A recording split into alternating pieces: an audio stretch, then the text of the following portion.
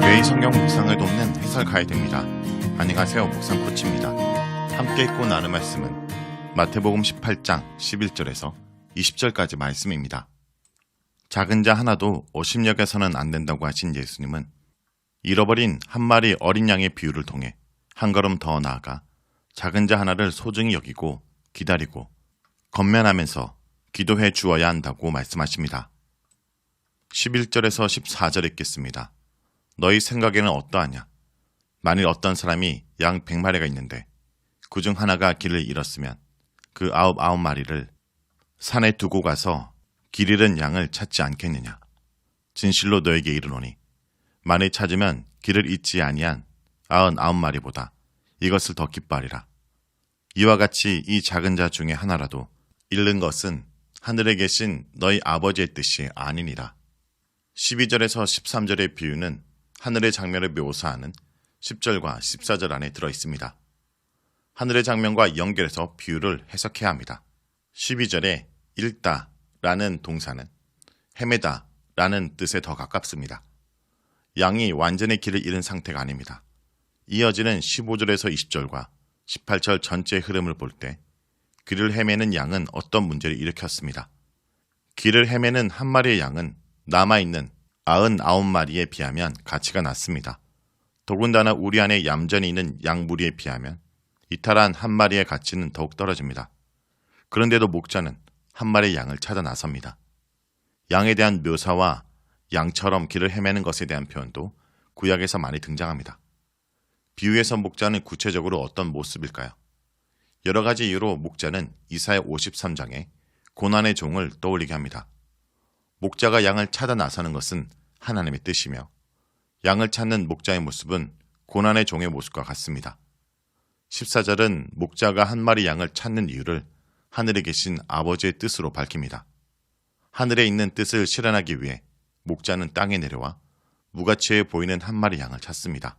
14절에 하늘에 계신 너희 아버지의 뜻을 실천하는 점에서 목자는 제자들의 모델입니다. 18장 1절에서 10절에 누가 하늘에서 큰지 묻는 제자들의 질문에 직접적인 대답은 4절이고 10절에서 14절은 간접적인 대답입니다. 누가 하늘나라에서 큰 자일까요?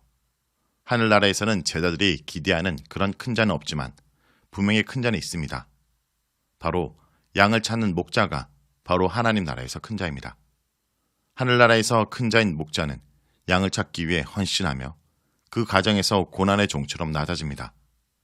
예수님은 이런 목자의 모습으로 제자를 회복하셨고 제자는 예수님처럼 고난받는 목자의 길을 따름으로써 하늘 아버지의 뜻에 순종하기를 원하십니다. 그래서 목자의 모습은 어린아이처럼 낮추는 자가 하늘에서 큰 자라는 4절의 의미와 동일합니다. 예수님을 따르는 사람들은 어린아이처럼 낮춰야 합니다. 자발적으로 낮은 위치에 내려가기도 하며 하나님의 아버지의 뜻에 순종하는 삶을 살면서 닥쳐오는 수치를 겪기도 합니다. 작은 자 한 명을 회복하는 과정에서 수치를 겪을지라도 목자, 종에 낮아지는 과정이 양을 회복하는 길입니다. 타인의 회복을 위해 희생하는 사람이 하늘나라에서 큰 자입니다. 이런 사람의 낮아지는 삶이 있기에 교회와 세상에는 소망이 있는 것입니다. 15절에서 20절 읽겠습니다. 내 형제가 죄를 범하거든 가서 너와 그 사람과만 상대하여 권고하라. 만일 들으면 내가 내 형제를 얻는 것이요 만일 듣지 않거든 한두 사람을 데리고 가서 두세 증인의 입으로 말마다 확증하게 하라. 만일 그들의 말도 듣지 않거든 교회 말하고 교회 말도 듣지 않거든 이방인과 세례와 같이 여기라. 진실로 너에게 이르노니 무엇이든지 너희가 땅에서 매면 하늘에서도 매일 것이요 무엇이든지 땅에서 풀면 하늘에서도 풀리리라. 진실로 다시 너에게 이르노니 너희 중에 두 사람이 땅에서 합심하여 무엇이든지 구하면 하늘에 계신 내 아버지께서 그들을 위하여 이루게 하시리라. 두세 사람이 내 이름으로 모인 곳에는 나도 그들 중에 있느니라. 1절에서 14절은 자연스럽게 15절로 이어집니다. 길을 헤매는 양 같은 사람이 자신의 회복을 시도하는 사람의 노력을 무시할 때 교회는 어떻게 해야 할까요? 만일 형제에게서 피해를 입으면 맨 먼저 그 사람과 1대1로 만나 책망해야 합니다. 책망하다 라고 번역된 단어는 매우 다양한 의미로 사용되는데 신약에서도 마찬가지입니다. 이 용어는 지혜의 문헌의 영향을 반영하는데 아버지나 하나님이 개선의 목적으로 교정하거나 훈육하는 것을 의미합니다. 이 단어는 그 사람이 행한 것이 잘못된 행위, 곧 죄라는 사실을 확인시키고 회개하도록 설득하거나 가르치는 의미를 담고 있습니다. 이런 행위는 사적으로 일어날 수 있고 목회서신의 경우처럼 공동체적으로 행해질 수도 있습니다. 그러므로 책망하는 것은 죄를 노출하는 것이 아니라 바로잡는 것에 목표로 둔 행위입니다. 그래서 본문에서 사용된 책망하다 라는 단어의 용례는 길을 헤매는 양을 회복시키는 목자의 그림을 담은 18장 10절에서 14절과 자연스럽게 연결됩니다. 죄를 범한 형제를 개별적으로 찾아가는 것은 상대방을 보호하는 차원의 행동입니다. 만일 상대방이 책망을 들으면 형제와의 화해가 이루어집니다. 화해를 먼저 시도하려면 자존심을 내려놓아야 합니다. 때로는 수치를 감행해야 하는 정도의 신앙이 필요합니다. 겸손과 수치를 감수하면서도 형제를 회복시키려고 나서는 모습은 10절에서 14절에 묘사된 목자를 떠올리며 이런 시도를 하는 사람이 하늘나라에서 큰 사람에 해당됩니다. 사적인 대화에서 실패하면 증인들이 필요합니다. 만일 두세 사람의 말도 듣지 않으면 교회가 나서야 하고 교회 훈계마저 무시하면 그 사람을 이방인과 세리처럼 취급해야 합니다. 여기서 말하는 교회는 지역교회를 가리킵니다. 누군가를 이방인과 세리로 대우하라는 것은 그 사람과 더 이상 관계가 없다라고 생각하라는 뜻입니다. 사회에서 생활하면서 만나지 않을 수는 없겠지만 교회는 회개하지 않는 사람을 형제로 생각하지 말고 교회에서 출교시켜야 합니다. 이런 명령은 교회의 합의에 따라 결정하는 것이므로 교회의 공식적인 입장입니다. 예수님은 교회가 땅에서 메고 풀 때마다 하늘에서 메고 풀리는 것을 약속하십니다. 메고 푸는 의미에 대해서는 마태복음 16장 18절에서 19절에 언급되어 있는데 법적이고 행정적인 개념을 내포하며 이 행위를 하는 사람의 권위가 강조됩니다. 15절에서 17절의 내용과 연결해보면 세 단계에 걸쳐 주어진 훈계와 회복의 절차를 끝까지 거부하는 사람을 교회가 징계했을 때 교회는 이 결정이 하늘에서 인정받을 것으로 믿어야 합니다. 교회의 권위는 하늘과 연결되어 있기 때문입니다. 교회는 땅의 총회이고 하늘에는 하늘의 총회가 있는데 두 총회는 서로 연결됩니다. 교회는 비록 약하고 형제의 문제 때문에 휘청거릴 수 있지만 교회 뿌리가 하늘에 있음을 확신해야 합니다. 교회의 결정에 하늘이 응답합니다. 예수님은 죄를 지은 형제의 문제와 관련된 내용에서 출발해서 교회 정체성과 특권으로 확장하여 교육하십니다.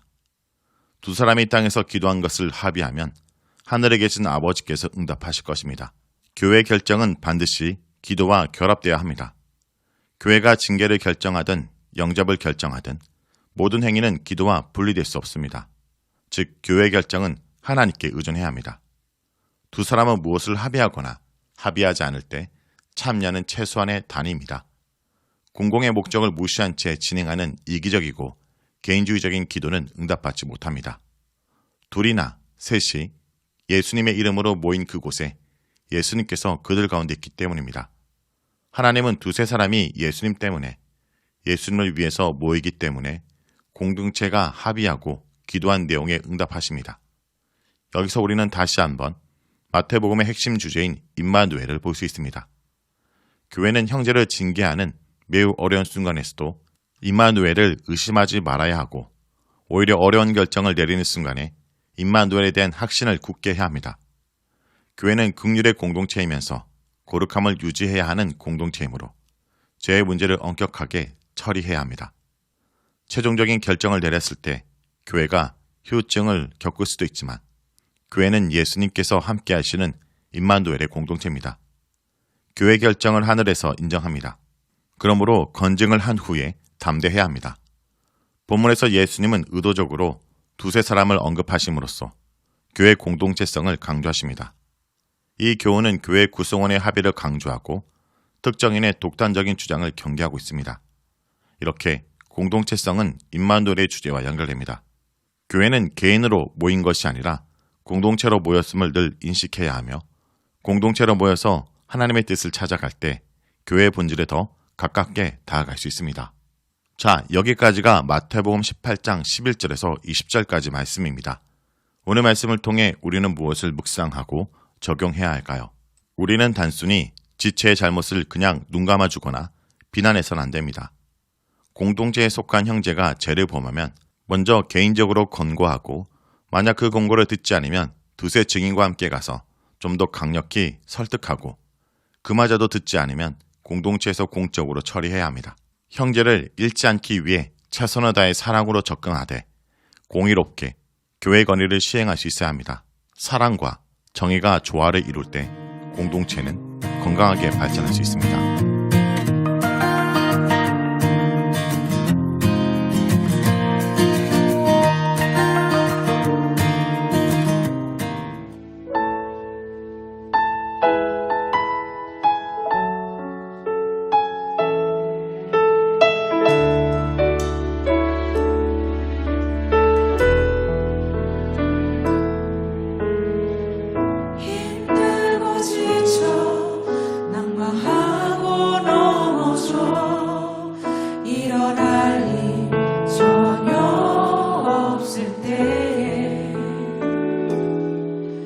조용히 다가와 손 잡아주시며 나에게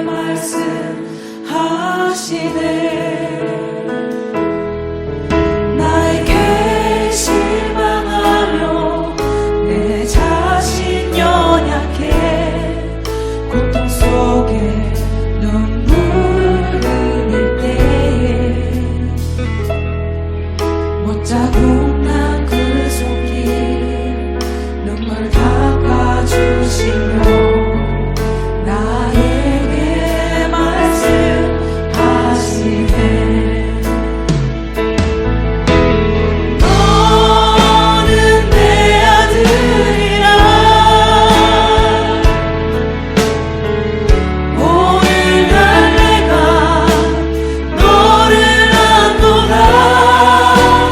너는 내 아들이라 나의 사랑하는 내 아들이라.